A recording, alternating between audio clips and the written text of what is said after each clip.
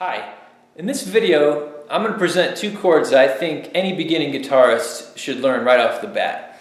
And they are the E minor chord and the A minor chord. These are chord charts which display how those chords look. So if you read these chord charts, what they say is basically it's going to take two fingers to make an E minor chord. Now typically people use their middle and ring fingers to make this shape.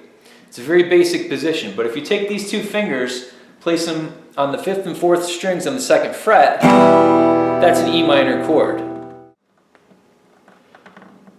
Here's a close-up of how my fingers look when I make the E minor shape. I've got my middle finger going on the 5th string, and my ring finger going on the 4th string. My fingers are close to the 2nd fret, but not on top of it like that. So you want to get your fingers as close as you can to that fret without getting on top of it.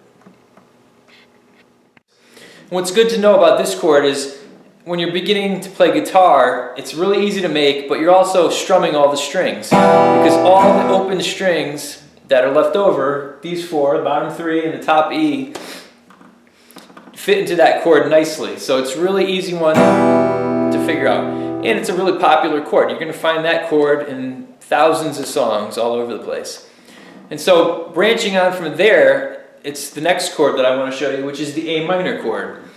So this chord, if you'll notice, has two notes, again, right next to each other on adjacent strings, okay? But just shifted lower. So here on the E minor, you're playing the 5th and 4th strings, but here you're playing the 4th and 3rd strings with those same fingers. So all you need to do from an E minor, if you have the E minor shape mastered, you just drop those two fingers down and you have two of the three notes of the A minor. So you're using those same two middle fingers, drop down, and now you're going to throw on that first finger, okay? 2nd string, 1st fret. Throw that note on there, and then you have an A minor chord. Now, thing to note about the A minor chord, you can strum all the strings. All the notes will belong in that chord, but the top string will be optional, okay? And it has to do with the root of the chord being the lowest note. So that A right there is going to be your root note. So lots of times you want to keep that lowest note